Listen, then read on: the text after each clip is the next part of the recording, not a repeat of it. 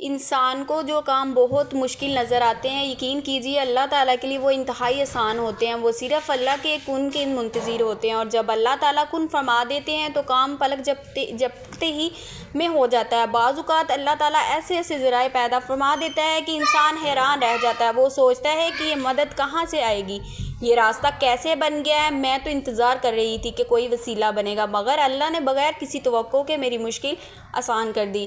اس لیے دعا بہت ضروری ہے، کیونکہ دعا کے ذریعے مشکلات آسان ہوتی ہیں اور اللہ تعالیٰ کی رحمت اور کرم بندے پر نازل ہوتی ہے۔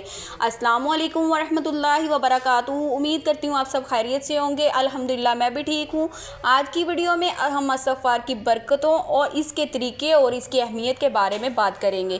استغفار صرف گناہوں کی معافی کا ذریعہ نہیں ہے، بلکہ یہ رزق، سکون، برکت اور کامیابی کے دروازے بھی کھول دیتا ہے۔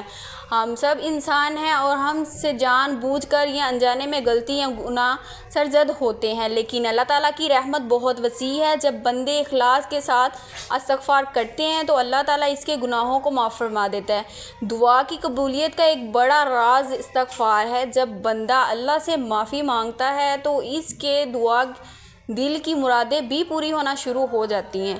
بعض اوقات ایسی نعمتیں ملتی ہیں جن کے بارے میں انسان نے کبھی سوچا بھی نہیں ہوتا۔ اس لیے جب آپ کی زندگی میں آسانیاں آنا شروع ہوں تو استغفار کو کم نہ کریں بلکہ مزید بڑھا دیں۔ بہت سے لوگ پوچھتے ہیں کہ استغفار کتنی مرتبہ کرنا چاہیے، اس کا کوئی مقرر حد نہیں ہے۔ استغفار کو اپنی روزمرہ زندگی کا حصہ بنا لیں۔ چلتے پھرتے، اٹھتے بیٹھتے، سوتے جاگتے استغفر اللہ پڑھتے رہیں۔ اگر آپ باقاعدہ تعداد کے ساتھ پڑھنا چاہتے ہیں تو ابتدا اور انتہا میں 11 مرتبہ درود ابراہیم پڑھیں، اور درمیان میں جتنی مرضی مرتبہ آسانی سے آپ استغفار پڑھ سکتے ہیں پڑھیں۔ آپ یہ کلمات لازمی پڑھیں: استغفر اللہ ربی من کل ذنب واتوب الیہ۔ اہم بات تعداد نہیں بلکہ اخلاص، یقین اور توجہ اور محبت ہے۔ جتنی بھی زیادہ ہم محبت سے یہ استغفار کریں گے، اللہ پاک ہمارے پر اتنی ہی آنے والی آفت، مصیبت اور پریشانی کو روک دے گا، اور ہمارے جو راستے کافی دیر سے رکے ہوئے ہیں ان راستوں کو کھول دے گا، ہماری رکاوٹوں کو ختم کر دے گا۔ ہم اپنی زندگی کی ایک مثال آپ کے ساتھ لازمی شیئر کروں گی۔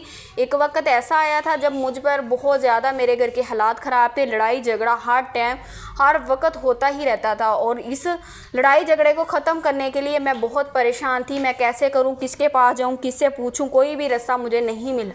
پھر کیوں نہ میں نے بیٹھی یہی سوچا کہ میں اپنے اللہ سے اپنے آپ کو جوڑ لوں، اللہ کے ساتھ دل لگا لوں، انشاءاللہ میرے اللہ پاک میرے پہ آنے والی ہر مصیبت اور پریشانی کو دور کر دے گا۔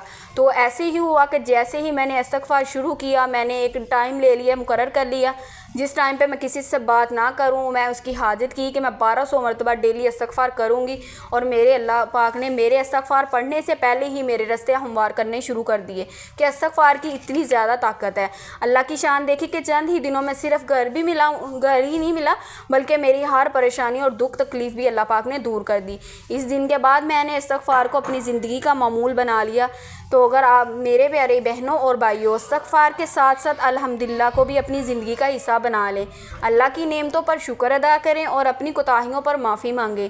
یاد رکھیں استغفار گناہوں کو مٹاتا ہے اور الحمدللہ نعمتوں میں اضافہ کرتا ہے۔ اللہ تعالیٰ ہم سب کو کثرت سے استغفار اپنی رحمتوں سے نوازے اور ہماری جائز دعاؤں کو قبول فرمانے کی توفیق عطا فرمائے۔ آمین ثم آمین۔ اگر ویڈیو پسند آئے تو لائک اور شیئر ضرور کیجیے۔ اگر آپ ہمارے چینل پر نئے ہیں تو سبسکرائب کرنا نہ بھولیے۔ اگر میری ویڈیو میں ذرا بھی آپ کو کوئی ہیلپ ملی ہو، موٹیویٹ کیا ہو میری ویڈیو نے، یا کوئی میری محنت نظر آئے تو میرے چینل کو سبسکرائب اور لائک لازمی کریے گا، اپنے دوستوں کے ساتھ شیئر بھی کریے گا۔ ملتے ہیں اگلی ویڈیو میں۔ اللہ حافظ۔ اسٹے ٹیون، اسٹے بلیس، فی امان اللہ۔